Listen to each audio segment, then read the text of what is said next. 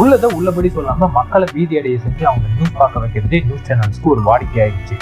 இன்னைக்கு எந்த news headlines பார்த்தாலும் சைனால ஸ்ப்ரெட் ஆகிட்டு இருந்த ஹெச்எம்பிவி வைரஸ் முதல் முறையா இந்தியால 2 குழந்தைங்களுக்கு எஃபெக்ட் ஆயிருக்கு. அதுவும் நம்ம பெங்களூர்ல அப்படிங்கிற ஹெட்லைன்ஸ் தான். பொதுவா சுவாச பாதையை தாக்குற எல்லா வைரஸ் மாதிரியான ஒரு வைரஸ் தான் இந்த ஹெச்எம்பிவி வைரஸும். இது 2001ஆம் வருஷத்துலயே நெதர்லாண்ட்ல கண்டுபிடிச்சிட்டாங்க. நமக்கு சாதாரணமா வர சளி, காய்ச்சல், இருமல் எல்லாமே பாக்டீரியா இந்த வைரஸ் மூலமா ஸ்ப்ரெட் ஆகுறது தான். இப்ப பெங்களூர்ல 2 குழந்தைங்களுக்கு வந்திருக்க இந்த வைரஸ் நமக்கு புது வேரியன்ட் கிடையாது. இந்தியால பல வருஷமா இருக்க அதே வேரியன்ட் தான். இது கோவிட் மாதிரியான சீரியஸான வைரஸ் எல்லாம் கிடையாது. குளிர்காலத்துல சாதாரணமா ஸ்ப்ரெட் ஆகக்கூடிய ஒரு நார்மலான வைரஸ் தான். பெரியவங்க, குழந்தைங்க, இம்யூனிட்டி குறைபாடு இருக்கவங்க, சுவாச கோளாறு இருக்கவங்க எல்லாருமே நார்மலா ஒரு காய்ச்சல், சளி வராமல் இருக்கிறதுக்கு என்ன ப்ரிகாஷன்ஸ் எடுத்துப்பாங்களோ அந்த ப்ரிகாஷன்ஸ் இதுக்குமே எடுத்துக்கிட்டா போதும். கோவிட் வந்து பயப்பட வேண்டியதில்லை.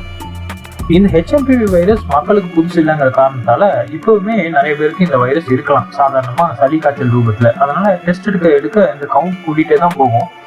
இதனால இனி வர காலங்களில் ஹெச்எம்பிவி கவுண்ட் ஜாஸ்தியாக இருக்க மாதிரி நியூஸ் சேனல்ஸ்ல வந்தாலும் அதை பார்த்து பீதி அடைய தேவையில்லை. சாதாரணமாக சளி, காய்ச்சல் வராமல் இருக்கிறதுக்கு என்ன முன்னெச்சரிக்கை நடவடிக்கைகளை மேற்கொள்வோமோ அந்த ப்ரிகாஷன்ஸை எடுத்துக்கிட்டு சேஃபாக இருந்தால் போதும்.